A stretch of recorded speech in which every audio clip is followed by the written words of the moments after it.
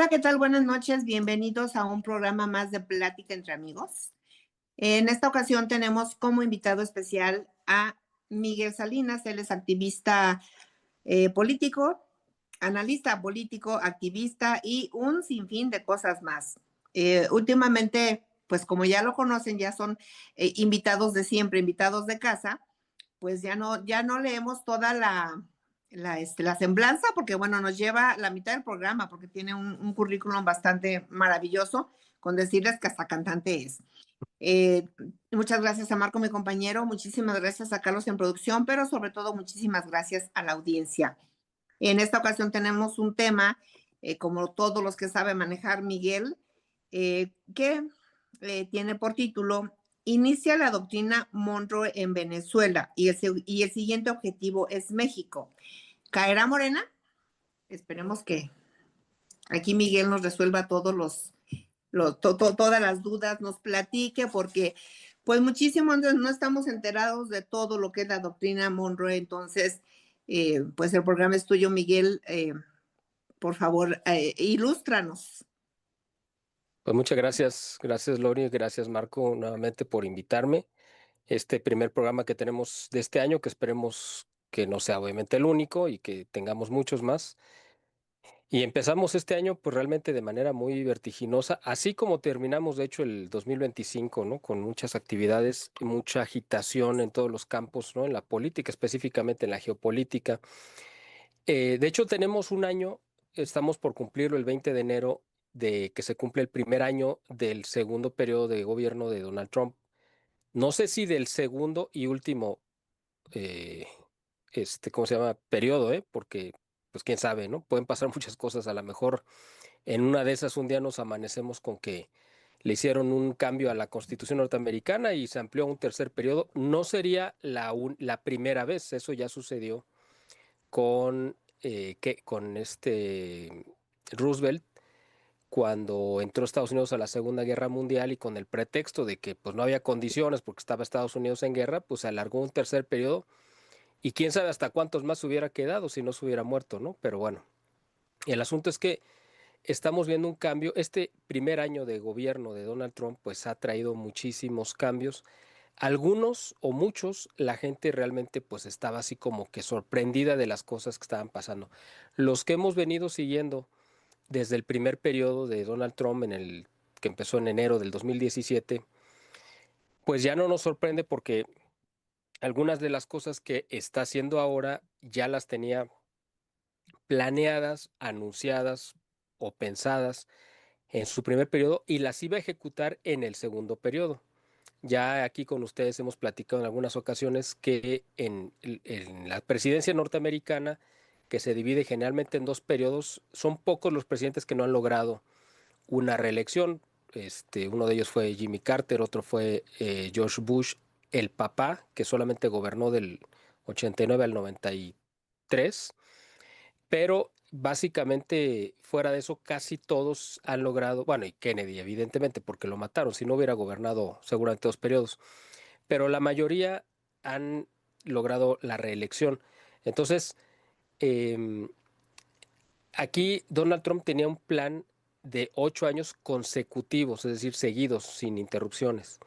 En el momento que hubo esta interrupción a partir del 2020, bueno, del 2021 al 2024, él tuvo tiempo para reorganizar su agenda, reorganizar a la gente con la que iba a regresar, si es que regresaba, y levantar este movimiento que ya se había empezado a configurar de manera así no tan sólida y en lo que acabó convirtiéndose esto que ahora conocemos como MAGA. Dentro de las políticas que iba a implementar Donald Trump era esto que estamos viendo ahora, que era un nuevo reordenamiento de las fuerzas o de las áreas de influencia a nivel mundial. Esto ya se vio de manera más notoria porque hay un documento de la Heritage Foundation que puso en claro que esta fundación es de se le llama como think tanks, que es como gente que genera no solamente opinión, sino mucha influencia en el pensamiento y en la toma de decisiones políticas en Estados Unidos. Bueno, pues esta eh, fundación de derecha delineó o le planificó a Donald Trump las políticas que le sugería que debía de llevarse, de hacerse. Le pusieron creo que 200 puntos, 200 o 250, no me acuerdo, metas, digamos, que deberían de cumplirse, muchas de las cuales, según se calcula como un 70% ya las, cuando menos ya las arrancó. No es que las haya culminado o las haya llevado a su fin, pero al menos ya las inició. Una de estas era el relanzamiento de la política tradicional norteamericana conocida como doctrina Monroe, porque la implementó un presidente de apellido Monroe en el siglo XIX, que era el que esta política se resume en una frase que todo el mundo hemos escuchado, que es América para los americanos. El tema es, aquí no, la duda no es qué es América, la duda es quiénes son los americanos. Esa es la duda, ¿no? Porque americanos, bueno, pues somos todos los que estemos dentro del continente americano, eso es lo lógico, ¿no? Desde la Patagonia hasta Alaska, hasta Groenlandia, de hecho, porque Groenlandia es o geográficamente pertenece a Norteamérica, ¿no? Pero cuando uno entiende a qué se refería el presidente Monroe con los americanos, se refería a los norteamericanos. Específica, porque norteamericanos, pues también somos muchos. México es parte de Norteamérica, igual que Canadá. No, no, se estaba refiriendo a los estadounidenses. Es decir, el país en concreto que estaba entre Canadá y México. Entonces, la política, esa política era América, el continente americano, nos pertenece a los norteamericanos. O sea, esa es la traducción real. Eso es lo que significa América para los americanos. Nada más que para que no se oyera tan agresivo, pues dijo algo que era redundante o parecería redundante, ¿no? América para los americanos, pues todo el mundo diría, pues sí, es obvio, es como decir México para los mexicanos, bueno, pues sí, claro. No, pero no se trata de eso, sino jugó con ese juego de palabras, ¿no? Pero Donald Trump, en su segundo periodo, vino con una idea, pues muy revolucionaria, muy ambiciosa, eh, y algunos dirán muy peligrosa, que es el refundar Estados Unidos. Él quiere convertirse en un nuevo George Washington, en un nuevo padre de la patria norteamericana. Eso es en lo que él está trabajando, esa es la agenda que él trae, no solamente porque le coincide celebrar, o él va a tener el honor de celebrar los 250 aniversarios de Estados Unidos, sino porque él de verdad cree que es su deber, su obligación, eso es su pase a la historia, el refundar Estados Unidos y cambiar las cosas que ya no funcionan, que son muchas, ¿eh? Dentro de Estados Unidos. No es que sea un país, obviamente, no es el paraíso terrenal aquí en el planeta. Tiene muchos defectos y ese sueño americano por el que todo el mundo quería irse a vivir a Estados Unidos, pues ya es algo casi inalcanzable. Entonces, Donald Trump quiere que ese sueño americano vuelva a ser accesible a la población norteamericana. Para ello está haciendo una serie de cambios y reformas que para mucha gente les ha causado mucho escozor, mucho temor, mucho terror incluso. Y se ha dedicado también a combatir fuerzas muy poderosas e incrustadas en las esferas de poder en Estados Unidos desde el siglo XIX. Una serie de familias y de intereses económicos privados que no tienen nada que ver con el gobierno, pero que son los que terminan tomando las decisiones. No es que alguien los haya elegido, no es que alguien haya votado por ellos. De hecho, los denunció públicamente el mismo John F. Kennedy hace pues, que 60 años más o menos en una rueda de prensa, una conferencia que dio ante el Club Nacional de Prensa. No me acuerdo la fecha exacta, pero creo que fue como en noviembre del 62, o sea, como un año antes de que lo asesinaran. Y él denunció que había un grupo de poder muy, pues, secreto y aunque parezca redundante, pues muy poderoso, que por el que nadie había elegido, pero que estaban tomando decisiones por encima del gobierno, ¿no? Entonces, ese grupo ha gobernado Estados Unidos en las sombras desde pues, hace 150 años más o menos. Y Donald Trump los está combatiendo frontalmente. No a todos, porque él también en parte, pues pertenece a una cierta eh, esfera de esos intereses, no a todos. Pero entre ellos también hay división y los está combatiendo. Entonces, está llevando toda una revolución, no solamente cultural, sino también política y económica. Dentro de esto es la reconfiguración a nivel mundial de las esferas de poder y de quién y de la repartición incluso del mundo, literalmente. Esto tenemos un antecedente que se dio en 1944 y 45 en las conferencias de Yalta en Ucrania y luego de Potsdam en Alemania, donde primero Roosevelt con Stalin y Churchill pues hablaron de qué iba a suceder después de que terminara la guerra. Eso fue en el 44, ellos daban por un hecho que ya iban a ganar. Entonces empezaron a repartirse quién se iba a quedar con qué. Y en la conferencia de Potsdam, que se dio ya en 45, donde ya no estaba Roosevelt porque ya había muerto, sino estuvo este, bueno, el que lo sustituyó, creo que se me fue el nombre, a ver si me recuerdan, Truman, que fue el vicepresidente de Roosevelt y que ya era presidente porque ya había muerto Roosevelt. Ahí fue donde se repartieron Europa, específicamente donde toda la parte oriental iba a entregársele a la Unión Soviética y Alemania se iba a partir en dos, e incluso la ciudad capital, que era Berlín, también se iba a partir en, bueno, primero en tres. Berlín se partió en tres, que era un área inglesa, otra norteamericana y otra para la Unión Soviética. Y después quedó dividida en dos, porque la americana y la inglesa, pues básicamente fueron lo mismo. Y ahora, eso fue en el 46, pues ahora estamos hablando de 80 años después, 60, ¿qué? 80 años después exactamente, viene otra vez una repartición del mundo. ¿Entre quiénes? Entre los tres principales potencias nucleares que hay en el mundo. No estamos hablando de las tres potencias económicas, que China y Estados Unidos sí lo son, pero Rusia no. Pero Rusia ejerce su poder y su influencia porque pues tiene armas nucleares suficientes como para destruir al mundo varias veces, ¿no? Entonces tiene pues fichas para jugar en este tablero. Y Donald Trump desde un principio negoció con Putin la repartición de la mitad del planeta y con Xi Jinping otra parte.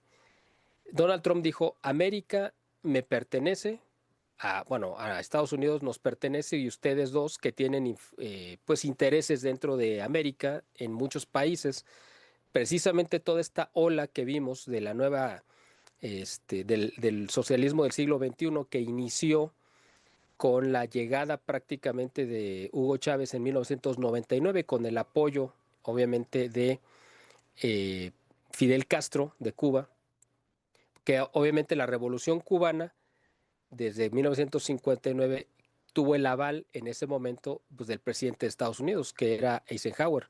Sin el apoyo de él, obviamente, Fidel Castro nunca hubiera llegado a tomar el poder en Cuba. Lo hizo porque tenía el apoyo de Eisenhower. Después Kennedy trató de quitarlo y pues ya vimos que no pudo porque había intereses muy poderosos en Estados Unidos que se lo impidieron.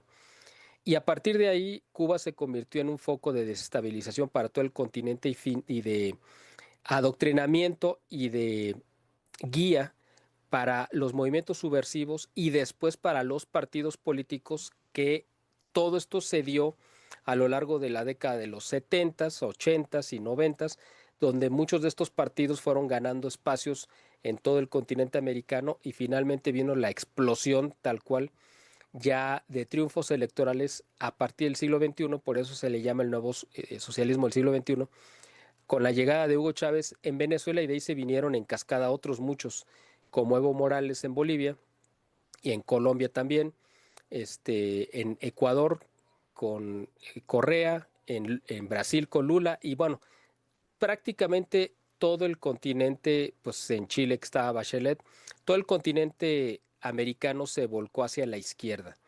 Los únicos que quedamos a salvo en ese momento pues fuimos México y algunos otros países, unos cuantos. Todos los demás quedaron bajo el dominio y la influencia de los movimientos de izquierda inspirados por Cuba, y ahora también ya financiados desde Venezuela con el petróleo venezolano precisamente. Bueno, entonces ahora Donald Trump quiere revertir todo ese proceso y lo empezó a hacer desde el año pasado y empezó a sacar del poder a todos los partidos que estaban gobernando y que estuvieron, y los países que tuvieron elecciones, y fue ganando cada vez más terreno. Lo vimos en todas las elecciones que se dieron el año pasado, la de Argentina, la de Chile, en Ecuador ya había sucedido un año antes, y las que van a venir este año también, ¿no?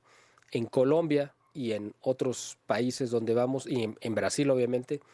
Entonces, la influencia de Trump es no solamente decirle a Rusia y a China, América me pertenece, ya no voy a permitir que ustedes sigan ejerciendo influencia política, económica o estratégica en lo que yo considero que es mis dominios, porque obviamente Donald Trump y Estados Unidos considera América continental su territorio extendido, y en el caso de Brasil, que ahora lo tiene bajo su gobierno Lula, que es un gobierno contrario a los intereses de Estados Unidos, me imagino que va a venir también ahí una operación de parte del gobierno norteamericano para tratar de echar a Lula y a su gente en estas próximas elecciones y que regrese ya no Bolsonaro, porque está preso, es un preso político de Lula, pero quizás su hijo, Eduardo Bolsonaro, o alguien de su movimiento político.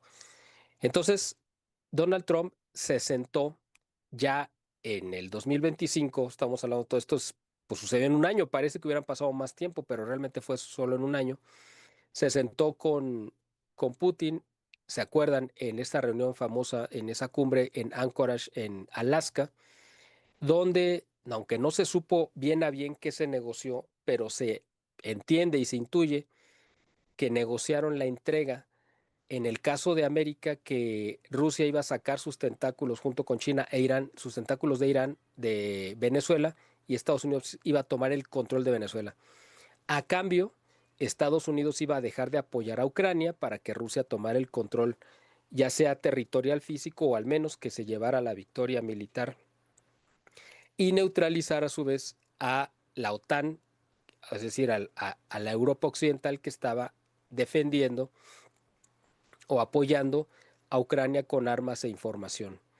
Entonces, y en el caso de China, supuestamente se negoció de parte de Trump que al menos iban a mantener la situación de neutralidad de Estados Unidos en cuanto a Taiwán, pero China sí dijo, bueno, si Estados Unidos tomó Venezuela, yo por qué no puedo tomar Taiwán. Y si Rusia tomó Ucrania, yo por qué no puedo tomar Taiwán. Estamos en esa situación, pero Estados Unidos pues tomó precauciones porque las 4 áreas de influencia de las que estamos hablando, pues sería Asia, el Medio Oriente, Europa y América.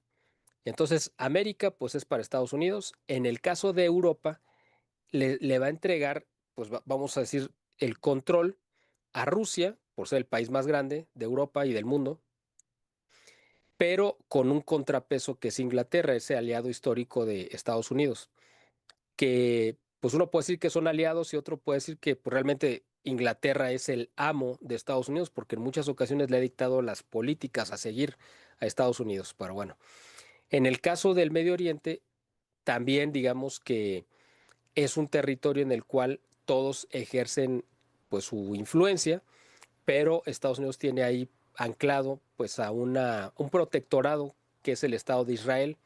Israel también ejerce su dominio sobre Estados Unidos como si Estados Unidos fuera una colonia de Israel, y Estados Unidos los mantiene económicamente, los arma, los protege, etcétera, como ya vimos. Y en el caso de Asia, Estados Unidos también tiene un contrapeso contra China. No simplemente es entregarle el continente asiático, dice, pues es tuyo, pero yo mantengo aquí a un aliado que es Japón, con esta nueva primer ministro. Ahora Donald Trump pues tiene a alguien totalmente afín a sus intereses, que le va a causar muchos dolores de cabeza a China, lo cual me parece muy bien, porque de lo contrario pues China se iba a desbocar y quién sabe qué hubiera sucedido. Entonces, Estados Unidos, aun cuando les entrega estas parcelas del mundo a sus rivales, les deja sembrado, digamos, como una cabeza de playa para hacerles contrapeso. En Europa sería Inglaterra e incluso Italia con Meloni, y en el caso de Asia, en el caso del Medio Oriente, pues Israel, y en el caso de Asia, pues a Japón, ¿no? Entonces, lo que estamos viendo y lo que digo, no, todo esto que acabo de contar, pues realmente es como para hacer todo el contexto de cómo es que llegamos a esta situación de Venezuela. No es que me anduviera por las ramas ni que me hubiera salido del tema. Ya es el tema de que queremos centrarnos, pues evidentemente es el de Venezuela, pero si no entendemos esto, esta política, nueva política, que ahora ya no se llama pues la doctrina Monroe, sino Donroe, que es un juego de palabras entre Donald y Monroe, ¿no? Por eso se llama Donroe. Es esta nueva repartición del mundo que está haciendo Donald Trump y pues que mm, muchos analistas lo ven con muchísimo temor y peligro. Tenemos una situación similar que esto sucedió previo a la Segunda Guerra Mundial. Yo sé que la gente que compara, porque hay mucha que lo hace, a Trump con Hitler, pues evidentemente es descalificando a ambos personajes de la historia. Aquí yo no quiero compararlo con Hitler en el sentido peyorativo, sino simplemente en los paralelismos históricos, porque antes de la Segunda Guerra Mundial, Hitler se anexó a Austria, como ustedes recordarán, y después a Polonia. El asunto es que lo hizo con la venia de Francia e Inglaterra, pero en el momento que lo hizo, ellos dijeron, no, pues esto ya es una invasión y tenemos que declararle la guerra, porque realmente quien le declara, quien inicia la Segunda Guerra Mundial y quien declara no fue Alemania, fue Inglaterra y Francia contra Alemania. En este caso, estamos yo creo que a un tris de ver exactamente lo mismo. Esta entrada de Estados Unidos a Venezuela es el equivalente a lo que sucedió cuando Alemania se anexa o anexiona a Austria. Y si Estados Unidos arrebata, porque no creo que lo haga de otra manera, Groenlandia se la quita a Dinamarca, yo creo que sería como cuando Alemania entró a Polonia. Y eso podría desatar una guerra, quizá, no estoy diciendo que vaya a suceder, pero Europa completa está absolutamente en contra de que Estados Unidos arrebate este territorio de Groenlandia, que es gigantesco. Groenlandia tiene un área geográfica equivalente a México. O sea, no estamos hablando de cualquier cosa. Es la isla más grande que hay en el mundo y equivale, son casi dos, de hecho es un poquito más grande que México porque México tiene 1.900.000 y tantos mil, un millón, 1.9 millones de kilómetros cuadrados. Groenlandia tiene como 2 millones, pero tiene 56.000 habitantes. O sea, es un lugar, imagínense México con 56.000 habitantes, que son los que viven, yo creo que en la colonia donde está Marco, donde estás tú, Lori. Así que imagínense, eh, pues es un territorio totalmente deshabitado. El asunto es que Donald Trump en su política están objetivos que quiere cumplir este año, específicamente este año por varias razones. No solamente porque son los 250 años se van a cumplir el 4 de julio de bueno, del inicio de la Revolución Americana, es decir, de la independencia, sino que tiene elecciones en noviembre y él necesita urgentemente presentar resultados rimbombantes para el electorado para no perder el Congreso, porque si pierde el Congreso, posiblemente pierda hasta la presidencia. Por eso él se está jugando todo su resto en este año y a lo mejor vamos a ver que el próximo, si logra conseguir el Congreso, pues va a bajarle la intensidad el próximo año y el último posiblemente también, pero por eso este año vamos a ver algo absolutamente vertiginoso en todos los rubros. Por eso yo creo que él se quiso esperar a que esta operación de Venezuela, de entrar y sacar o detener o sustraer, como le quieran llamar, a Nicolás Maduro, lo quiso hacer hasta el 2026 para que en los anales de la historia quede registrado que en este año, que era el del 250 aniversario, se llevó a cabo esta, que es la primera de muchas operaciones que vamos a ver a lo largo del año. Ahora vamos a entrar ya directo al tema de Venezuela, si ustedes están de acuerdo o si tienen algún comentario que gusten hacer antes de que pase directo al tema de Venezuela. Lori, ¿tienes algo por ahí? Y bueno, pues podemos dar inicio a algunos de los comentarios. Shari Saavedra nos dice buenas noches. Hola Lori, Margo y equipo de transmisiones. Ojalá caiga y pronto. Gabriela Venegas, Trump ya dijo que algo tiene que hacer con México por las drogas y la frontera. La caída de Maduro es solo el aviso para que Morena ponga sus barbas a remojar. Saludos a todo el panel. Muchísimas gracias, Gabriela. Dice, hoy que tuve la oportunidad de salir temprano del trabajo, alcancé a verlos en vivo. Siempre los veo en la madrugada, ya que pasó el en vivo. Gracias por estar con nosotros hoy, Gaby. Qué bueno que saliste temprano de trabajar. Abril Cortés dice fuerte, mientras Claudia defiende a Maduro, Estados Unidos ya activó la doctrina Monroe, lo que decía Miguel, que yo le puse Monroe porque no sabía que ya se había cambiado el nombre. Dice, ¿será que el siguiente paso de Trump es intervenir aquí para frenar el narco? Saluditos a todos, amo su programa. Muchas gracias, Abril. Abril nos dice, dicen que la soberanía no es negociable, pero con la economía estancada y la inseguridad a tope, ¿podrá Morena resistir la presión de Washington? Nos dice Charis, muy buen tema que muchos no conocen exactamente. Rubén Macías, saludos, un gusto verlos, muchas gracias, Rubén. Adrián Romero, ¿vieron lo que pasó en Caracas? Fue un trabajo asombroso y rápido. Si el gobierno de México no jala con Trump, ¿nos aplicarán la misma receta por el fentanilo? Pues sí, eso es lo que ha dicho, ¿verdad? Por fin, jueves de plática entre amigos. Muchísimas gracias, Adrián. Saludos al equipo de producción. Me gustó mucho el programa especial del domingo. Fue un gran trabajo. Muchas gracias por sí, fue un trabajo muy, muy bueno y que sacó de dudas a muchísima gente. Jocelyn Ávila dice, ¿renace la doctrina Monroe o es justicia contra dictadores? Si México no cambia el rumbo, la intervención podría dejar de ser un rumor para ser realidad. Pilas. Saludos, Dori. Muchas gracias, Jocelyn. Saludos de vuelta. Los veo desde Catepec. Muchísimas gracias. Un abrazo para ti. Raúl Martínez, con la doctrina Monroe, Trump ya dejó claro que él manda en el barrio. ¿Es justicia contra Maduro o el inicio de una intervención que pronto alcanzará a México por el fentanilo? Saludos, equipo. Ya extrañaba los jueves de Plático entre amigos. Muchísimas gracias. María Guadalupe dice saludos, buenas noches, gusto escucharles. Muchísimas gracias a todos nuestros, a toda nuestra audiencia. Ahora sí, Miguel, adelante. Gracias. Bueno, pues la inquietud de la gente que ha hecho favor de dejarnos sus saludos y los comentarios, prácticamente todos van en la misma dirección.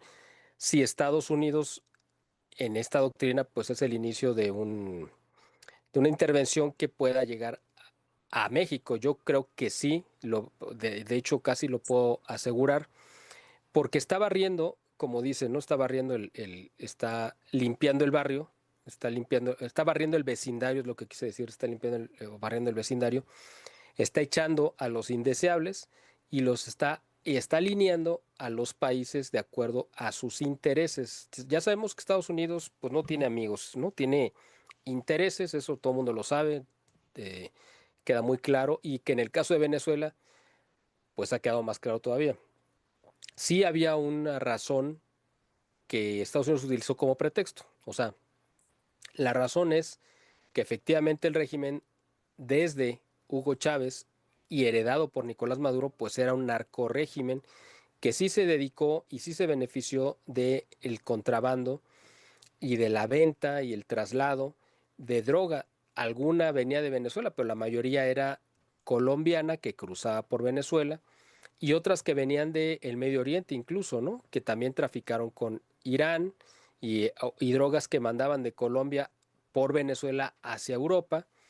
En fin, había y luego droga china que venía para América, que llega por Venezuela. En fin, sí era real que efectivamente el gobierno venezolano, bueno, gobierno entre comillas, si es que se le puede llamar así, o los que ostentaban el poder, sí se beneficiaron, sí constituyeron un cártel delictivo de tráfico de drogas hacia Estados Unidos. Eso es real, eso pues lo tiene todas las pruebas documentales pues en Estados Unidos, más los testigos que fueron actores directos de este proceso, muchos de los cuales se han entregado a la justicia norteamericana para salvar su patrimonio, su libertad o lo que sea, y han dado fe de toda esta información. Bueno, entonces Estados Unidos utilizó, bueno, el gobierno de Trump utilizó este pretexto que era una razón real, es decir, sí había argumento para usarlo, pero ese fue lo que ellos utilizaron para justificar una intervención. Aquí el tema era muy delicado porque si Estados Unidos intervenía en un país y derrocaba a un gobierno en funciones, se convertía en una, pues básicamente una intervención que básicamente equivale a una guerra, para lo cual necesitaba contar con el permiso y el apoyo del Congreso. Como no lo tenía, necesitó crear una figura donde no, pudiera hacer lo mismo sin caer en una ilegalidad y además sin tener que pedir el permiso al Congreso. ¿Cuál fue esa figura? Fue denominar que los cárteles de la droga eran grupos terroristas y al equipararlos o hacerlos, que de hecho sí lo son, pero a darles el nombramiento oficial de que son grupos terroristas, hay una legislación en Estados Unidos vigente a partir de los atentados, le voy a poner varias comillas, terroristas, del 11, bueno, que sí fueron atentados terroristas, pero no fueron de Afganistán.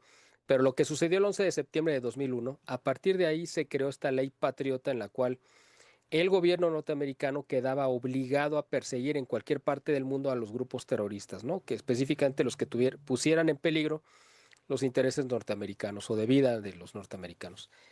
Al catalogar a los grupos de narcotráfico, algunos cárteles de narcotráfico, como el Tren de Aragua o el Cártel de los Soles, los dos de Venezuela, como grupos terroristas, en automático el gobierno de Donald Trump quedaba obligado por la Constitución norteamericana a perseguirlos, detenerlos y presentarlos ante la justicia norteamericana. De no haberlo hecho, él mismo hubiera caído en un incumplimiento que le pudo haber generado responsabilidades legales.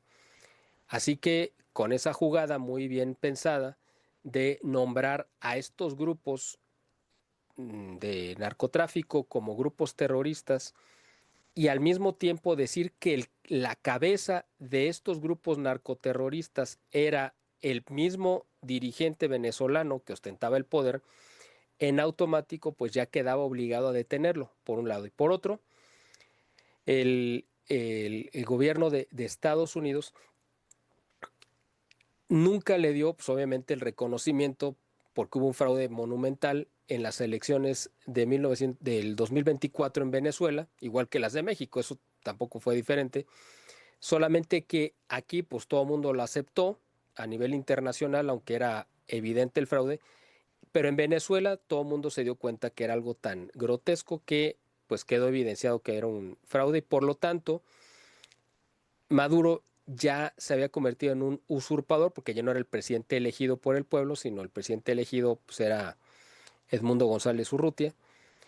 Y con ese pretexto también Estados Unidos dijo, no voy a ir a detener un presidente, voy a ir a detener al capo, al jefe, a la cabeza de un cártel delictivo y además de un grupo terrorista.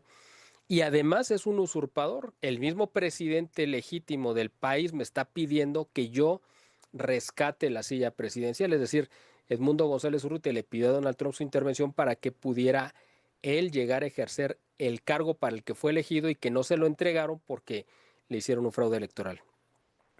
Entonces, Donald Trump tardó varios meses en poder hacer esta operación porque necesitaba cubrirse legalmente ante cualquier embate que viniera de parte de los demócratas que le pudiera costar el cargo. Por eso fue que tuvo que recorrer una ruta más larga. Todo el mundo esperaba que cuando empezó a desplegar pues a la Marina, que desplegó al final de cuentas al 10% del poder militar naval norteamericano a las costas de Venezuela, y esto inició el 19 de agosto y terminó cuando llegó el mayor portaaviones que tiene el Gerald Ford, que es la nave insignia de la Marina norteamericana, llegó el 19 de noviembre, o sea, 3 meses después.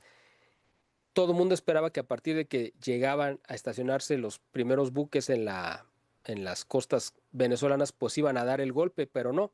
Tuvo que preparar el terreno legal Donald Trump para poder intervenir sin que esto le causara pues un juicio en Estados Unidos. Empezó a manejar pues una línea un poco menos tensa con Nicolás Maduro, yo creo que con una estrategia de que se fuera confiando de que a lo mejor iba a poder salir bien librado y bajar un poco la guardia, pero al final de cuentas la operación que se llevó a cabo se dio de manera pues muy limpia cuando menos de la parte norteamericana. Hubo bajas tanto venezolanas como cubanas, que eso es algo muy importante porque Cuba todavía unos días antes había negado que el círculo inmediato de protección que tenía Nicolás Maduro pues eran agentes cubanos. Cuba misma, los dirigentes cubanos, el jefe del ejército cubano negó que hubiera tropas o milicias cubanas en Venezuela, lo cual era ridículo. Todo el mundo lo sabía, que sí había. Y este círculo fueron los que acabaron acribillados por la operación norteamericana. Es muy importante esto que voy a decir porque de repente no se podría entender lo que sucedió. Se manejaron varias hipótesis de cómo fue que la operación norteamericana se dio tan limpia, de manera tan limpia. Bueno, parece que sí hubo una negociación previa que duró varios meses con la que ahora detenta el poder, que era la vicepresidenta de Nicolás Maduro, que es Delcy Rodríguez. Delcy Rodríguez es un personaje pues muy siniestro dentro de la política venezolana junto con su hermano Jorge Rodríguez. Ellos dos, Jorge Rodríguez es el presidente del Congreso y además fue el que perpetró, el que organizó todo el megafraude electoral del 2024. Y los dos han realmente tenido cargos muy importantes. Y Delcy Rodríguez parece que negoció la entrega de Nicolás Maduro con Donald Trump desde meses antes y ya habían posiblemente negociado esta figura que ahora tenemos en Venezuela, que es el mismo gobierno chavista, pero ahora alineado a los intereses de Donald Trump. Entonces, por eso parece que la operación fue de manera pues bastante efectiva y limpia porque Delcy Rodríguez permitió que llegaran directamente por Nicolás Maduro y se lo llevaran. Pero hay un dato muy importante, esta guardia que tenía Maduro de cubanos, mucha gente piensa que es porque no confiaba en el ejército venezolano, o sea, pensaba que lo iban a traicionar y por eso mejor tenía la protección de los cubanos, pero no, realmente ese ejército cubano, esa guardia cubana, se la mandó directamente Miguel Díaz-Canel, el dictador de Cuba, para cuidar a Maduro, pero no para cuidarlo a él, sino para cuidar que no se fuera a entregar a Estados Unidos, que no se fuera a fugar y que en dado caso de que quisiera entregarse o fugarse, ese cuerpo cubano lo iba a asesinar. Esa era la orden que tenían, asesinar a Maduro y evitar bajo cualquier circunstancia que Estados Unidos pudiera tomarlo y llevárselo a Estados Unidos. Es decir, este escenario que tenemos ahora donde Nicolás Maduro está rindiendo cuentas ante la justicia norteamericana es exactamente el que quería evitar a toda costa Cuba. Y esta guardia realmente era para asesinar a Nicolás Maduro. Por eso es que la operación de Estados Unidos fue para rescatar a Nicolás Maduro porque estaba secuestrado por esta guardia cubana. Y tenían que rescatarlo vivo y llevarlo sano a Estados Unidos. Y la única manera de hacer eso era aniquilando, borrando del mapa a toda esta guardia cubana, que es lo que hicieron. O sea, fue una operación muy limpia, mataron a los cubanos, eh, rescataron a Nicolás Maduro con Cilia Flores, su esposa, que realmente es el poder detrás del trono. Y fíjense que hay muchas similitudes entre lo que ha pasado en Venezuela y lo que ha pasado en México, y por eso mismo también lo que estamos viendo en Venezuela es posiblemente lo que vamos a ver en México. En el caso de Hugo Chávez y López Obrador, pues básicamente fueron estos líderes carismáticos que iniciaron todo un movimiento y dejaron a un heredero mucho más débil que ellos. En el caso, por ejemplo, de Nicolás Maduro con Cilia Flores, su esposa, aquí podemos ver una similitud porque Cilia Flores fue la Beatriz Gutiérrez Müller que tuvimos aquí en México, es decir, una mujer que era mucho más brillante, mucho más preparada que su esposo, pero estaba detrás marcando muchas de las líneas políticas. Por eso era importante llevarse al matrimonio, no solamente a Nicolás Maduro, tenían que llevarse a los dos porque la pensante era ella.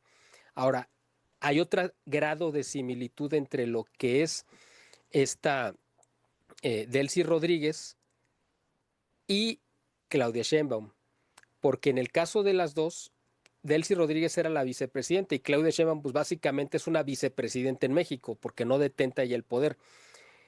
Y las dos tienen otro rasgo, son mucho más inteligentes y mucho más preparadas que a quien tienen por encima de ellas. En el caso de Claudia, pues a López Obrador, y en el caso de Delcy Rodríguez, pues a Maduro.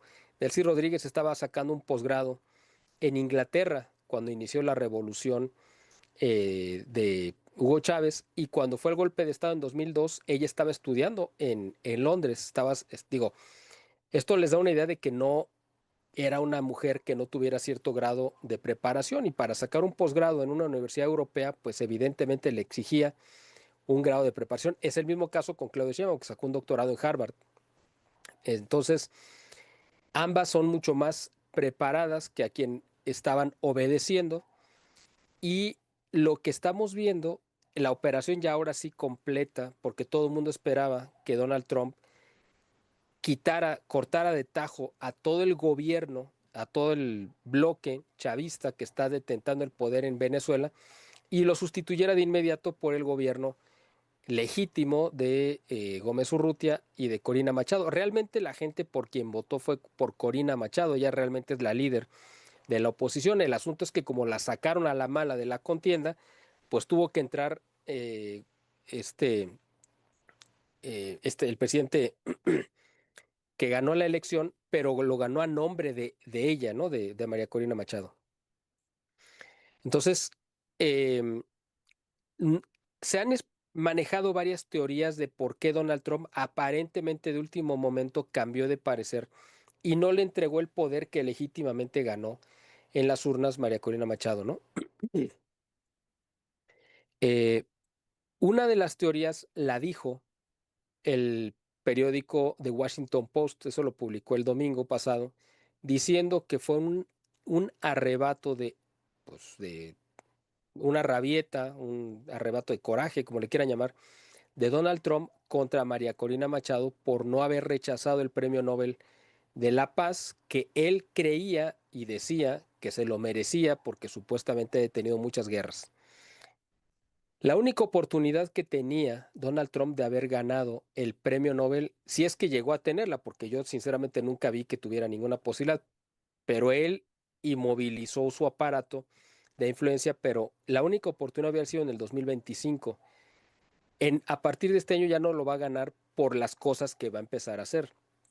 Entonces, él sabía que por eso no había hecho ninguna intervención militar más que la de Irán con la idea de parar la guerra contra Israel.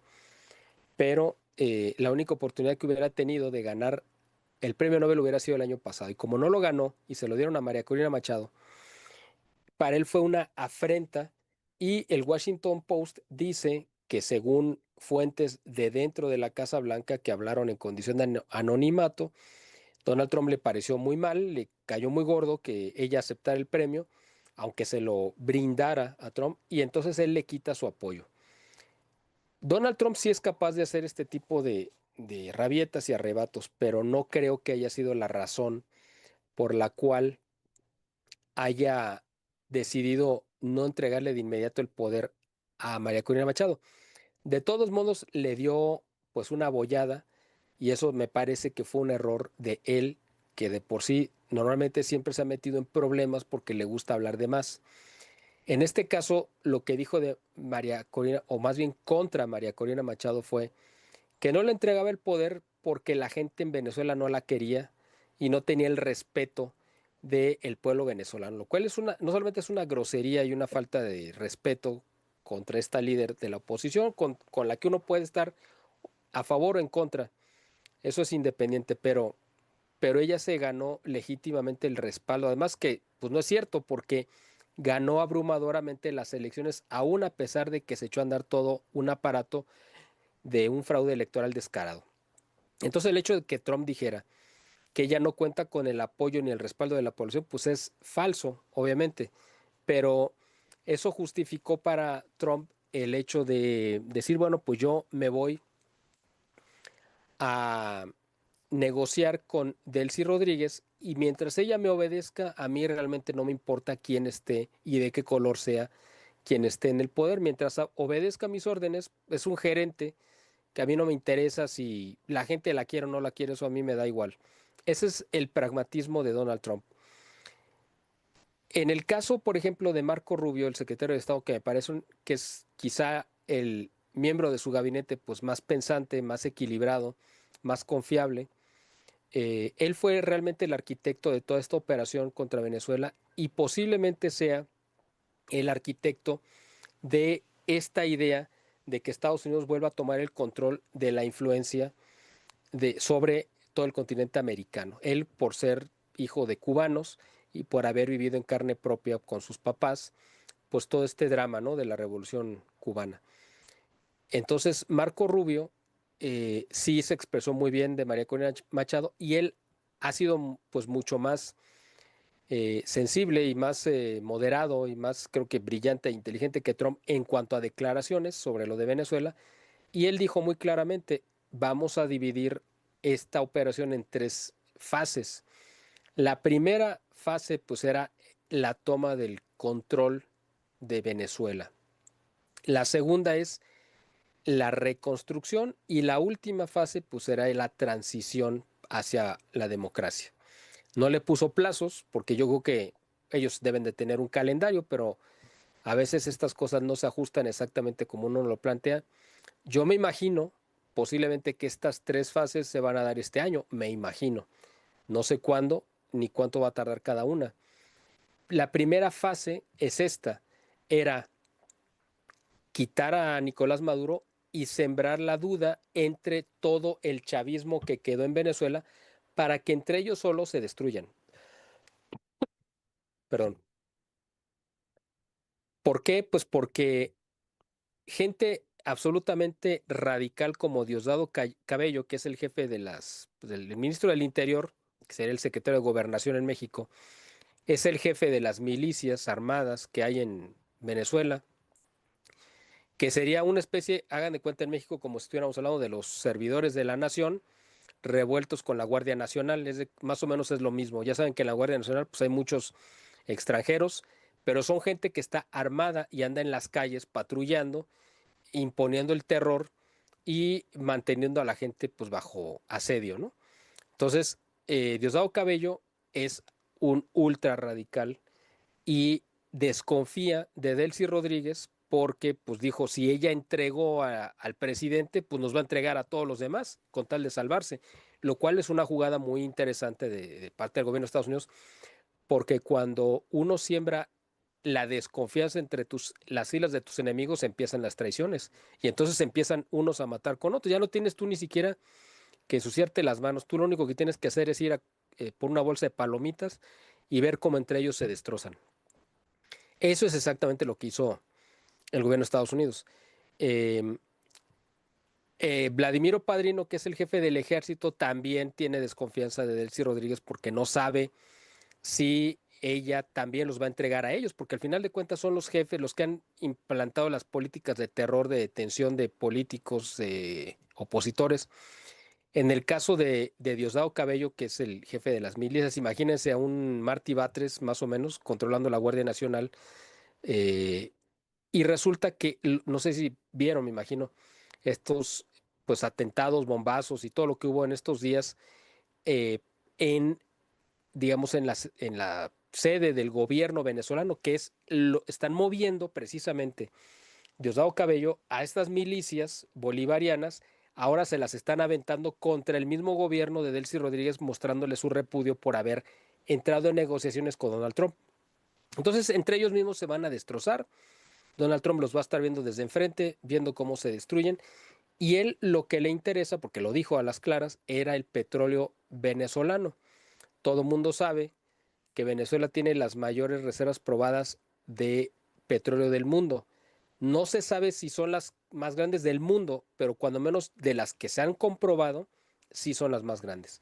Y para tener una idea, tienen, no sé, 300.000 millones de barriles en el subsuelo por explotar. Para que tengan una idea, 300.000 millones de barriles.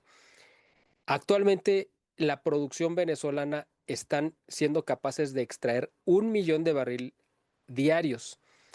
En su momento de mayor prosperidad, que fue antes de la revolución de chavista del 99, digamos en la década del 90 hasta el 99, antes de la llegada de Hugo Chávez, Venezuela estaba extrayendo 3 millones de barriles diarios, es decir, estaban produciendo el triple o lo que es lo mismo, se ha desplomado un 70% la producción. Entonces, Estados Unidos, su capacidad probada de reservas es de un 10% de lo que tiene Venezuela, para que tengan una idea. Por supuesto que es el botín más preciado para Estados Unidos, es el petróleo venezolano. La operación de extraer a Hugo, a Nicolás Maduro y a Cilia Flores, su esposa, fue una operación que costaba, como ustedes ya saben ese dato, 200 millones de dólares diarios de mantener las tropas, alimentarlas y todo lo que implicaba esta operación. Desde el 19 de agosto que se despliegan hasta que se logra la operación, corrieron 4 meses. Se gastaron, pues si ustedes multiplican, son 120 días, por 200 millones son 24,000 millones de dólares lo que costó la operación de extraer a 2 personas. O sea, fue de a 12,000 millones de dólares por persona el costo de esta operación. ¿Y quién lo va a pagar? Pues en primera instancia serían los contribuyentes norteamericanos, pero eso le puede costar muy caro electoralmente a Estados Unidos, bueno, a Donald Trump, si dice que los contribuyentes pagaron 12,000 millones de dólares por extraer a cada persona de estas dos, es decir, estos 24,000 millones de dólares. Para electoralmente a Trump es mucho más rentable decir, tomamos el control del petróleo y con eso vamos a cubrir los costos de esta operación y además vamos a tener una ganancia y nos vamos a beneficiar. ¿Por qué? Pues porque las petroleras norteamericanas que llegaron a Venezuela a partir de 1924 más o menos, o sea, hace un siglo, 100 años, invirtieron mucho dinero en levantar la infraestructura y a partir de que llegó Hugo Chávez, sobre todo el 2004, empezó este proceso de expropiación de todas de las propiedades norteamericanas, de las plantas de producción, de estas refinerías, etcétera. Entonces Donald Trump justifica que durante 20 años se han robado la infraestructura norteamericana invertida en Venezuela y que ellos necesitan recuperar no solamente la infraestructura que ya habían construido, sino todas las ganancias que dejaron de percibir en estos 20 años. Con ese pretexto dice, pues vamos a tomar el petróleo y hasta que nos hayamos cobrado hasta el último centavo, pues ya se los devolveremos. ¿Cuándo sucederá eso? Pues quién sabe. Posiblemente dentro de este siglo, pero no sabemos cuándo. Entonces, lo que dice Estados Unidos es que vamos a regresar a Venezuela a la bonanza que conoció durante el siglo XX como fruto precisamente de la explotación petrolera que ahora Estados Unidos y las petroleras norteamericanas van a volver a llevar inversión para lograr que se pueda beneficiar en este proceso, ¿no? Entonces, eh, Estados Unidos está aquí marcando cuáles son las líneas con las cuales se va a orientar esta política norteamericana y al tomar el control de Venezuela le corta por completo el suministro de petróleo y gasolina a Cuba, con la cual lo ahorca. El problema es que México pues está subsidiando a Cuba y eso nos mete en un problema tremendo porque evidentemente el hecho de que estemos jugando con o queriendo jugar el papel del enemigo de Estados Unidos siendo su vecino y su principal socio económico, pues evidentemente es una política total y absolutamente suicida. El problema es que nos está metiendo en un barco en el que no queremos ir y esto es fruto precisamente de la herencia ideológica de López Obrador del morenismo y que del cual Claudia Sheinbaum pues también es una fiel seguidora. En eso también se parece mucho Claudia Sheinbaum a Delcy Rodríguez, perdón, porque Delcy Rodríguez y su hermano, obviamente, son hijos de un ex militante de la izquierda radical venezolana que además se dedicó al secuestro, al narcotráfico, a la delincuencia y que murió en 1976 asesinado por estas actividades delincuenciales. Pero en el camino fundó un partido comunista de izquierda radical en Venezuela. Lo mismo que es el caso de los papás de Claudia Sheinbaum, que también son militantes desde su juventud en movimientos de la extrema izquierda del comunismo más recalcitrante en México. y del cual pues Claudia Sheinbaum pues, abrevó desde su infancia, ¿no? Entonces estamos viendo esta situación muy complicada donde México está jugando del lado equivocado, bueno, el gobierno de México está jugando del lado equivocado y respondiendo ya la parte final del tema que queríamos abordar para pasar a las preguntas y comentarios, es si México es el siguiente paso de estas operaciones que está llevando a cabo, perdón, Estados Unidos en Venezuela. Voy a tomar un poquito de agua, denme un segundo. Y la respuesta es, yo creo que sí, porque México se está quedando aislado en el escenario hispanoamericano y además está queriendo jugar como un rival político y estratégico de Estados Unidos cuando no tenemos fichas con qué competir y además dependemos económicamente en todos los sentidos de Estados Unidos. Hay un dato pues muy importante que tomar en cuenta. Nosotros dependemos prácticamente una totalidad de el gas que nos está llegando de Estados Unidos, de la gasolina también, y lo que le estamos exportando de petróleo también dependemos, pero es ya cada vez es menos y ahora va a ser menos todavía porque ya no va a necesitar Estados Unidos comprarnos petróleo porque va a tener el de Venezuela. Pero si Estados Unidos decide cortarnos el gas y la gasolina paraliza al país en menos de una semana, queda México a oscuras, es decir, sin electricidad, porque muchas de las plantas de generación eléctrica dependen del gas o del diésel que está llegando a Estados Unidos y nos quedaríamos sin gasolina. Entonces, Estados Unidos nos tiene absolutamente en sus manos. Si ellos deciden cerrarnos la llave, imagínense lo que pasaría en el país a oscuras. En una semana completa se colapsa por completo el país. Y México insiste en seguir regalando petróleo para mantener con vida a Cuba, cuando la política directa de Marco Rubio, y es la línea que le han venido marcando a México, es que no quiere que apoyemos, como es lógico, a Cuba. Y por último, bueno, pues Donald Trump, las declaraciones que dijo es, vamos a tener que hacer algo con México, porque México está gobernado por los carteles de la droga y Claudia Sheinbaum no es la que está gobernando. Lo dijo el domingo, hace unos días. Es decir, eso es lo más claro que ha dicho, donde dice, pues Claudia Sheinbaum pues, está ahí como una figura, pero no ejerce el poder y tenemos que hacer algo. Al decir tenemos que hacer algo es vamos a intervenir, quiera o no quiera Claudia Sheinbaum.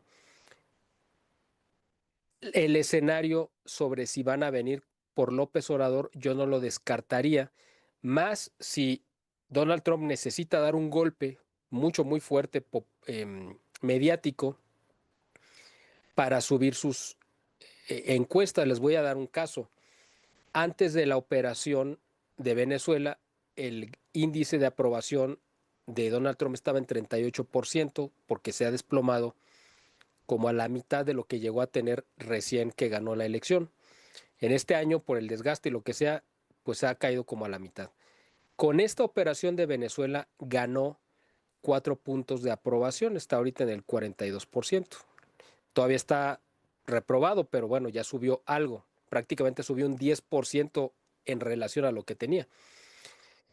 Si llegara a dar un golpe contra López Obrador y se lo lleva, posiblemente eh, su índice de popularidad se dispararía al menos 10 puntos más, con lo cual ya se pondría en un grado por encima del 50%. Y si llega a concretar un golpe contra Groenlandia y la llega a anexar antes de las elecciones, que es el plan que él tiene, posiblemente pueda recuperar el grado de aprobación que tenía recién electo y que le salvaría el perder el Congreso. Entonces, todo lo que vamos a ver este año es en relación a la elección intermedia que vamos a tener en noviembre en Estados Unidos y yo no descarto que esa misma operación que vimos o sea, exactamente lo que vimos en Venezuela y lo que estamos viendo es lo que puede repetirse en México. Es decir, Donald Trump le ofrece a Claudia Sheinbaum que ella sea ahora sí por fin la presidenta sin tener una sombra detrás, bueno, o va a cambiar de sombra, porque ahora la sombra va a ser Trump, le va a quitar al bulto de López Obrador, le va a entregar, entre comillas, la rienda completa del país, siempre y cuando ella obedezca las directrices de Donald Trump, y sustraen o se llevan a López Obrador para presentarlo ante la justicia, y con eso mata políticamente a todos los enemigos que tiene Claudia Sheinbaum dentro de Morena, porque evidentemente caerían junto con López Obrador pues toda la estructura que él levantó, que es Adán Augusto, sus hijos, los gobernadores que él impuso, en fin, Morena completa se desmoronaría y la única pieza que quedaría en pie sería Claudia Sheinbaum con el respaldo de Estados Unidos. Es decir, la misma operación que estamos viendo que está llevando a cabo Estados Unidos en Venezuela, donde va a desmoronar al chavismo, rescatando una figura que sería la de Delcy Rodríguez con su hermano, y dejando que los demás se caigan por su propio pie, se maten, se persigan, se traicionen, lo que sea, y tomando el control completo Estados Unidos de Venezuela. Ahora, ¿Estados Unidos va a tomar el control de México? Pues seguramente no, pero no lo necesita tampoco, siempre y cuando se sigan sus directrices, porque a diferencia de Venezuela, Estados Unidos necesita físicamente a México. O sea, a Venezuela lo necesita por el petróleo, pero a México lo necesita geográficamente por todo el intercambio comercial que tenemos y porque estamos pegados. No hay forma de que corten a México y lo manden a otra parte del mundo. Estamos pegados y eso no va a cambiar. Eso va a marcar una diferencia entre lo que suceda entre Venezuela y México, pero creo que de todos modos sí va a haber una intervención en México. Creo que Estados Unidos sí va a intervenir para detener al menos o neutralizar muchas de las políticas que le están resultando muy adversas a los intereses económicos norteamericanos, incluyendo la reforma judicial. Y yo creo que van a preparar todo el escenario, porque así lo ha estado haciendo Donald Trump en todas las elecciones que han sucedido en el 2025 y lo seguiremos viendo en el 2026, va a preparar el escenario, va a mover sus fichas para que el Congreso mexicano pierda la mayoría morena y no puedan implementar cambios constitucionales o se puedan revertir los que ya se hicieron, ¿no? Entonces, bueno, aquí con esto yo quiero terminar la exposición para darles paso a que ustedes hagan comentarios o preguntas si las tuvieran o leer los comentarios de la gente que ha hecho favor de seguirnos. Muchas gracias, Miguel. Bueno, pues sí, este es un escenario bastante complicado para todos, pero creo que en algún momento dado es, hasta cierto punto, creo que es bueno para parte de la población, ¿no? Porque aunque tome el control en Venezuela del petróleo, Estados Unidos, ya desde el 24 lo venía haciendo con las empresas que estaban trabajando ahí, pero había bonanza. Las personas tenían un nivel de vida bastante alto, ¿no? Comparable en ese momento al de España, de un momento que que fueron prácticamente el dólar y la moneda de Venezuela estaban a la par.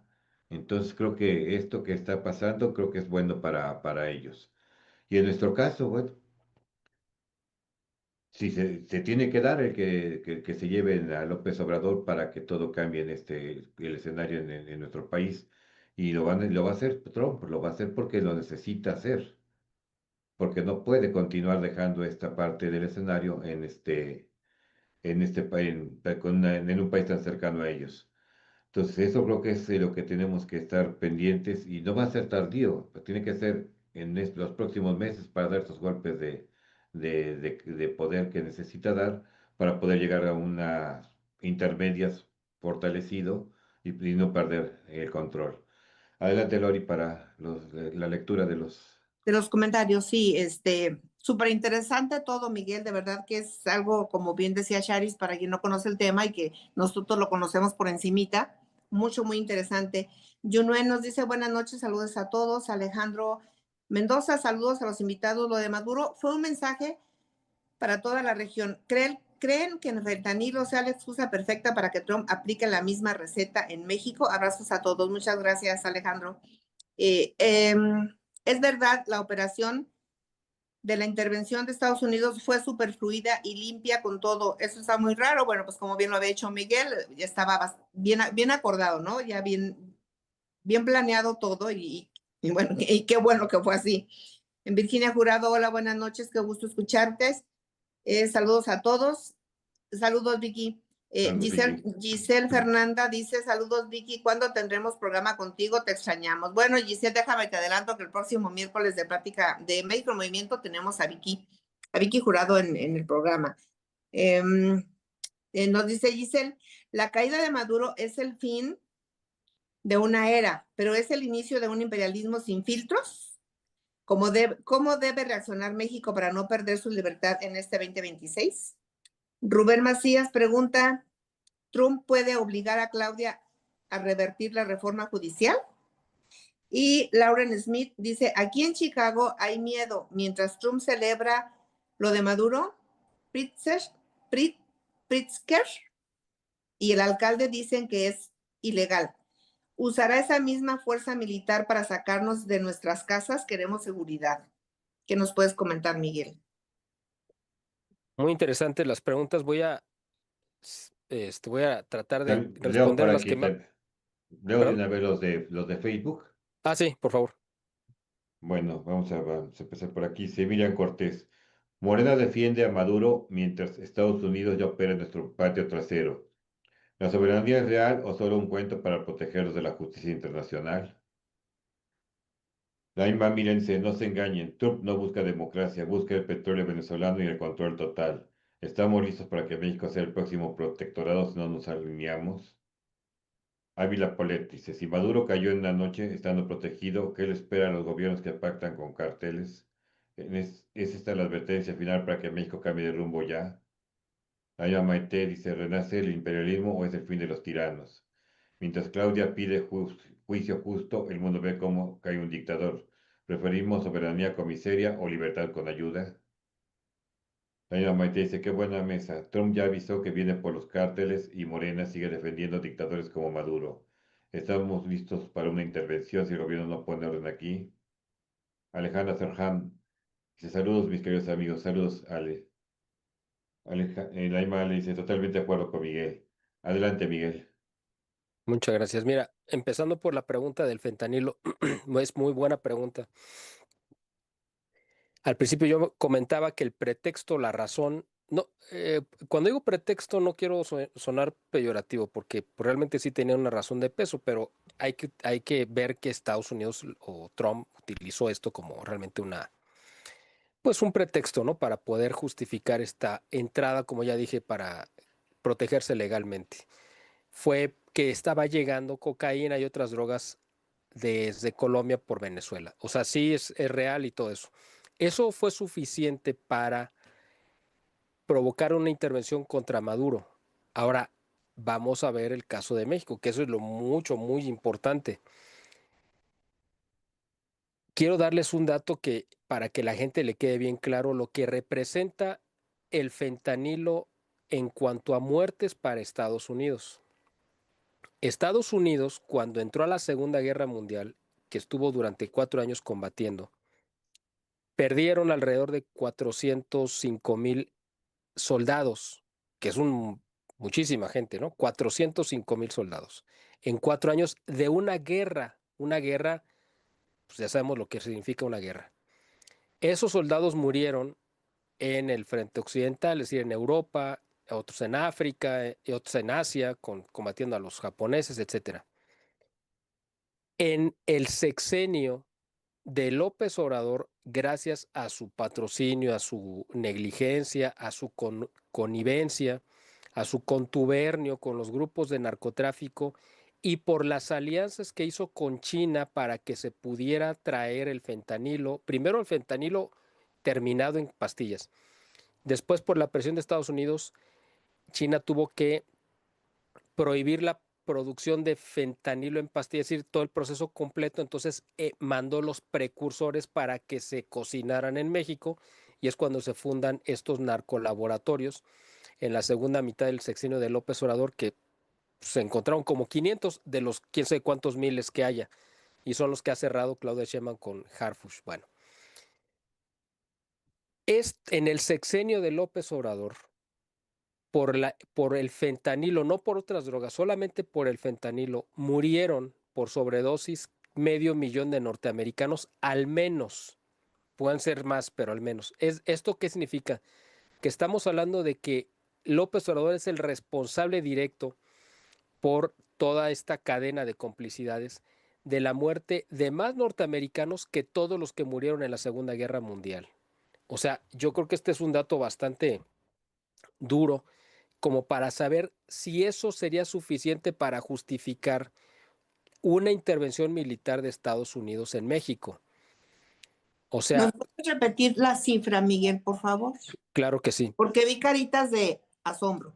Bueno, en la Segunda Guerra Mundial Estados Unidos perdió alrededor de 405,000, 407,000 soldados. En el sexenio de López Obrador, muertes directas por fentanilo fueron al menos 500,000 de personas, porque se calcula que murieron entre 70 a 80,000 personas por año de Estados Unidos en el sexenio de López Obrador. Pero hay otras cifras que dicen que fueron 100,000 y otros que fueron 110,000. O sea, si uno saca un promedio de unos 90,000, para ni ser lo de hasta arriba ni el mínimo, es decir, un término medio, estamos hablando de 500,000 de norteamericanos solamente por fentanilo, solamente en el sexenio de López Obrador. ¿Eso ustedes creen que sería suficiente para justificar una intervención norteamericana en cualquier país del mundo? Estados Unidos se metió a la Segunda Guerra Mundial porque les mataron, en teoría, unos soldados en Pearl Harbor. No sé cuántos fueron, no sé si fueron 100, 50, 30, 20 o 1000, no sé. Pero no estamos hablando de que les mataron 500,000 de personas. O sea, aquí estamos hablando, y además en su territorio. O sea, es como si hubiera sido una invasión directa al territorio norteamericano. Y para ponerlo en otros términos, lo del 11 de septiembre, haciendo un lado de que si fue una operación interna de Estados Unidos o no, pero que murieron norteamericanos y le echaron la culpa, porque eso sí es real, Afganistán, murieron 3,500 personas, algunos norteamericanos, la mayoría, y otros a lo mejor eran de otros países, pero con esos 3,500 fue suficiente para que Estados Unidos movilizara a sus tropas, invadiera Afganistán y luego Irak y se fuera a hacer toda una serie de barrido en muchos países. Estamos hablando de 3,500 personas, que igual si hubiera sido una, pues es una pérdida lamentable. Aquí estamos hablando de 500,000 de personas. O sea, en Venezuela, si uno dice, bueno, ¿cuánta gente murió realmente por las drogas de la cocaína, digamos, o la heroína que haya entrado por vía Venezuela a Estados Unidos? Pues a lo mejor, no sé, 10,000, 15,000, 20,000 personas. Y ya fue suficiente para que entraran y se llevaran al capo, ¿no? Que encabezaba estas operaciones. Si en México está documentado desde el año 2000, 2006, 2012, 2018, que López Obrador recibió financiamiento abundante de los cárteles de narcotráfico para sus campañas electorales, que los dejó operar en la Ciudad de México, que crecieron los cárteles, que se fundaron el cártel de Tláhuac y otros en ese tiempo, que les dio total rienda a partir del 2018 para que operaran a sus anchas en todo el país. O sea, ¿creen que no sería una razón o 500,000 de razones suficientes para entrar a México? Yo por eso no creo que no vayan a venir. Había muchas menos razones por las cuales intervenir en Venezuela y lo hicieron, aunque ahí había pues intereses como el petróleo. Pero si a Estados Unidos le interesaba el petróleo, le interesa mucho más México, porque México es el socio comercial número 1 de Estados Unidos. Vamos a ponerlo así. El cliente número 1 de Estados Unidos en todo el mundo es México. O sea, es al país que más le vende de lo que sea. Es su principal cliente. Somos su principal cliente. Y el principal cliente de México a nivel mundial es Estados Unidos. Es decir, al país que más le compra es a México. Somos su principal socio comercial. Venezuela no lo era, ni de lejos. Y Cuba mucho menos. Si está dispuesto a hacer intervenciones de alguna manera, bueno, ya lo hizo directo con Venezuela, y se plantea que pudiera hacerlo con Colombia, por eso ahora fue Petro, o va a ir Petro, a ponérsele de rodillas ahí en la sala oval. Yo no sé si va a ir a hacer lo mismo que, bueno, no quiero hacer este ejemplo porque se va a ir muy grotesco, pero va a ir a ponérsele de rodillas a Donald Trump para evitar una intervención en Colombia. Hace rato estaba platicando con un militar, el general Roberto Vadillo, que es un hombre, un intelectual de primera línea de Veracruz, eh, que ha escrito muchos libros. Y cuando le mandé la invitación de este programa, él me contestó, me dio su opinión y me pareció muy valioso y le dije que le iba a comentar aquí, que él no creía que fuera Estados Unidos a intervenir en Colombia porque ahí tiene bases militares. Y él veía con cierto escepticismo de que se fuera a desmontar a Morena como por parte de una operación norteamericana. Pero fue un comentario así breve. Sin embargo, yo creo que sí, y el general pues evidentemente tiene la esperanza de que sin que México pierda soberanía pueda rescatarla. De hecho, más bien, no es que estemos por perder la soberanía, sino tenemos que rescatar la soberanía porque nuestra soberanía ya la perdimos porque ahora la tienen bajo su control los cárteles de narcotráfico, ¿no? Bueno, eso es en cuanto a que si el fentanilo sería la razón para intervenir. Déjame aquí captar de bote pronto la otra pregunta que hizo Rubén Macías, no sé si por ahí la tienes, que se me Sí, hizo muy interesante también. sí, dice que si Trump puede obligar a Claudia a revertir la reforma judicial. Sí, claro que puede, la puede obligar. em, el asunto es que ahorita ya no, aunque quisiera, no podría, porque no tiene el control de Morena ni de la Cámara, porque la Cámara, es decir, las mayorías de Morena responden a los intereses de López Obrador. Y obviamente López Obrador pues no va a dar esa línea. A Claudia le conviene, así como está el Poder Judicial, porque es un Poder Judicial que lo tiene totalmente a modo. Pero si Donald Trump la obliga, pues ella no va a poder resistirse.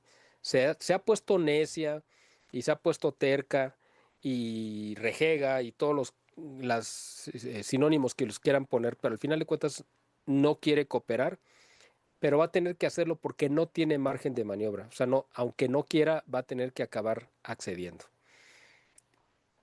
De hecho, lo dijo Donald Trump, o sea, la señora es muy, como dijo, muy agraciada, ¿no? En otras palabras, dijo, pero no quiere pero no gobierna ella.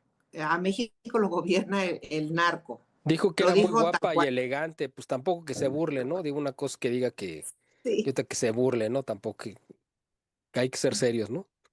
sí. Pero bueno, ya sabemos cómo es Donald Trump, ¿verdad? Exactamente. Mira, aquí había otra pregunta tan interesante que si era el inicio de los imperialismos, déjame buscarla por aquí. Aquí la tengo. Dice, la caída de Maduro es el fin de una era, pero ¿es el inicio de un imperialismo sin filtros? Es una pregunta muy interesante y eso es cuando menos lo que yo creo que quisiera implementar Donald Trump, la realidad. O sea, si uno pudiera entrar a su conciencia y a su corazón, yo creo que él sí quisiera convertir a Estados Unidos en un imperio, en el imperio americano, que tuviera a la tercera parte del mundo bajo su control, es decir, todo el territorio del continente americano, y además haciendo sentir su peso específico sobre otras partes del mundo también. Pero él quisiera ser como este imperio romano del siglo XXI, y por eso es que él quiere, y lo dije al principio y lo repito, refundar Estados Unidos. O sea, no sé si lo dije, pero si no, aquí lo digo. Él quiere refundar Estados Unidos en base a una nueva doctrina, que sea la doctrina Trump. Entonces, en esa doctrina, él quiere convertirse en el presidente más importante de la historia norteamericana. El problema que veo con Trump pues, es que es demasiado, Ególatra. sí, o sea, él sí se ve como el centro del pastel de cualquier boda, ¿no? O sea, así él se siente, pues, el eje en torno al cual gira el mundo. En este año, cuando menos en la parte política y en gran sentido en la parte económica, pues ha sido ese eje, en cierto, o sea, realmente sí, pero él cree que va a ser el eje de la historia prácticamente y así como hay un antes de Cristo y un después de Cristo, pues yo creo que él se ve como que va a haber un antes de Trump y un después de Trump, y yo no creo que vaya a trascender de esa manera tan grande para la historia norteamericana, ¿no? O sea, tendría que gobernar durante, no sé, 15 años para que dejara su huella La huella. Ujú. totalmente, pues tendría que ser casi como un pontificado, como es un papa, ¿no? Para dejar una huella profunda, porque en 4 años, ni siquiera en 8 es tan profunda su huella. Es decir, los presidentes que más han marcado la historia norteamericana, yo creo, bueno, pues quitando a los fundadores, pues en el siglo XIX, pues obviamente Lincoln, en el siglo XX, pues quizá Roosevelt, por lo que le tocó de la Segunda Guerra Mundial, y Kennedy, evidentemente, por lo que le sucedió, y Reagan. Yo creo que serían los tres del siglo Cuatro, XX que sí dejaron una del huella siglo XX, para la Y exacto. posteridad, ¿no? En el siglo XXI, yo diría que sí, en el siglo, los primeros 25 años que llevamos, el presidente que más huella ha dejado, pues ha sido Donald Trump, eso sí que era, pero no creo que esté todavía a la altura, por ejemplo, de un Reagan, por ejemplo, ¿no? Por la trascendencia. Porque Reagan, pues acabó con el bloque comunista, con la Unión Soviética, ¿no? Hizo una serie de reformas y creó una era, además en la cultura y en otras cosas que todavía tienen una repercusión. Donald Trump no ha logrado impactar en la cultura todavía. Es decir, el impacto de Trump en la cultura ha sido desmantelar el wokismo, lo cual pues todo el mundo yo creo que le aplaudimos y nos parece extraordinario. Si esta es una huella permanente, pues claro que eso le va a ganar un espacio en la historia. Si logra hacer que Estados Unidos regrese a una senda de productividad económica por los aranceles o por la razón que sea, pues también eso le garantizaría una trascendencia en la historia como lo hizo la era de Reagan. Pero, O el, pero pro- no o está el complicado, Miguel, porque pues, a lo que vemos, la mitad de los estadounidenses no lo quieren. Mira, los estadounidenses, donde tienen puesto el corazón es en el bolsillo. O sea, ahí es donde realmente les late el corazón lo que traigan en el bolsillo. Si ven sus bolsillos vacíos, pues evidentemente van a sentir animadversión por el que les haya provocado eso, en este caso el presidente. Si lo sienten llenos, le van a aplaudir y lo van a ensalzar y a alabar todo lo que quieras.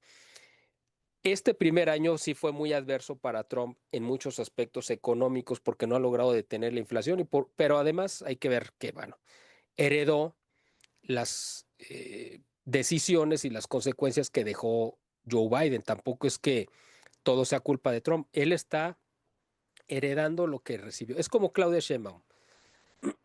Ya saben que no me cae bien, pero hay que ser justos y decir, el desastre que tiene ahorita ella, pues no lo provocó ella, lo está agravando, pero no lo provocó. Quien lo provocó es López Obrador. Entonces, lo que tiene Donald Trump ahorita es la herencia que recibió de Biden, que fue un desastre en todos los sentidos, y él está tratando de enderezar el barco solamente si logra a finales de este año equilibrar la parte económica, va a poder garantizar el no perder el Congreso ni la elección. Pero para el norteamericano promedio, pues lo que pase de las fronteras para afuera, a muchos la verdad es que no les importa, ¿no? Si llevan a Maduro, a López Obrador, eso nos importa a nosotros, a lo mejor al mundo latino o mexicano en Estados Unidos, pero al gringo común lo que les interesa es cómo está su situación económica, si tiene dinero para fin de mes, si puede salir de vacaciones, si puede ir pagando sus deudas. Eso es lo que le interesa. Todo lo demás de política exterior, pues, es, les sirve si tiene el bolsillo lleno, entonces le pone atención, pero si no, su prioridad va a ser la parte económica. Entonces, ahí es donde Trump también ha centrado mucho de su interés y parte de ello está en tomar este control del petróleo venezolano y de tratar de evitar que desde México se sigan abollando los intereses norteamericanos. Por eso, si es que toma el control es por un interés meramente económico, si es que hace una intervención en México, porque el fentanilo a Estados Unidos le sale muy caro. Ya hablamos de los muertos, esos son los muertos que tienen un costo emocional, pero no tienen un costo, bueno, tienen un costo social, obviamente, porque son gente que dejó de producir, de aportar, y pues dejaron un hueco en alguna familia. Pero ahora faltan los que no están muertos y que andan vagando por las calles, que se calcula que son alrededor de cerca de 800,000 o 900,000 personas en estado zombie que no producen, evidentemente, porque ya no están condiciones físicas de trabajar, que viven en las calles y que se convierten en focos de infección, de inseguridad, de peligro, y tienen un impacto económico porque donde se plantan, pues matan esa zona, comercialmente hablando. Es decir, imagínate que tú tienes un negocio y lo quieres rentar o tienes una tienda de lo que quieras y de repente amaneces con 50 personas afuera acampando, pues ya no puedes entrar, ya no puedes, es más, aunque les dijeras, oye, dame chance de abrir la cortina, bueno, pues suponiendo que la abrieras, vas a estar con la zozobra de que se te metan. ¿Y quién va a ir a comprar en esa zona? Pues nadie. Entonces vas a Nadie. tener que cerrar y vas a tener una pérdida. Entonces tienen un impacto económico directo. Esos son otras víctimas colaterales del fentanilo, no, no colaterales, víctimas directas del fentanilo, que esas sí tienen un impacto económico en un impacto económico directo que lo están sintiendo también los norteamericanos. Entonces, sí tiene un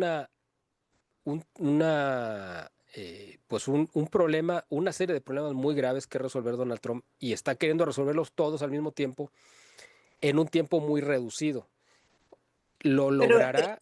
Pues no sé, eh, porque tiene realmente este año, esa es la realidad. Este es el año que tendría para resolver la mayoría de esos problemas que muchos tienen décadas y otros tienen pues 2, 3 trienios, digo cuatrienios. Algunos vienen desde su primer trienio, su primer cuatrienio, etcétera. Entonces, bueno, pues está la situación complicada. Lori.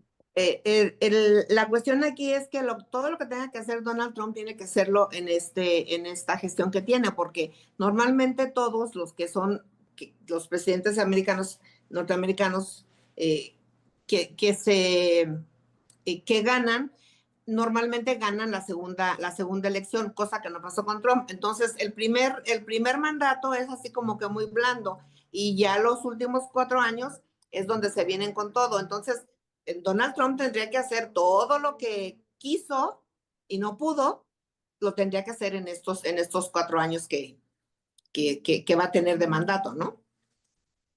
Exactamente. Pero dentro de esos 4 años, el primer año lo utilizó para sentar las bases y arrancar una serie de cosas. Este segundo año va a ser el clave de todo el cuatrienio, porque si no logra concretar lo que inició el año pasado, va a perder y entonces es posible que no termine su cuatrienio. Por eso de los 4 años este creo que va a ser el más importante. Y todas las políticas que vamos a ver de Trump este año van a ser enfocadas en la elección de noviembre. O sea, todos los actos, palabras, declaraciones, todo lo que veamos, incluyendo las celebraciones que imagino que van a ser espectaculares del 2 de julio, el Mundial, las Olimpiadas en Los Ángeles, todo, se va a centrar en que todo apunte para sacarle un beneficio electoral para noviembre. Así es. Nos dice Shari Saavedra que gracias por esta información y Federico Iglesias, saludos desde Monterrey. Y bueno, Miguel, o sea, podríamos tener una conversación contigo de toda una tarde y no se agota, ¿verdad? Pero pues precisamente nos gana el tiempo, nos come el tiempo. Entonces queremos agradecerte de todo corazón el que hayas aceptado la invitación, que hayas estado con nosotros. Muchas gracias a Marco, muchas gracias a Carlos en producción, gracias a la audiencia, pero Miguel, ya sabes que esta es tu casa. Bienvenido las veces que sea necesario y que ya te hemos dicho, no esperes a que te invitemos a la hora que te gustes, puedes ponerte de acuerdo con nosotros. Muchísimas gracias, de verdad, de todo corazón. Les deseamos a todos en este primer programa de Plática entre Amigos de enero un muy, muy feliz y bendecido 2026. Muchas gracias a todos, buenas noches. Muchas gracias, buenas noches. Gracias, buenas noches.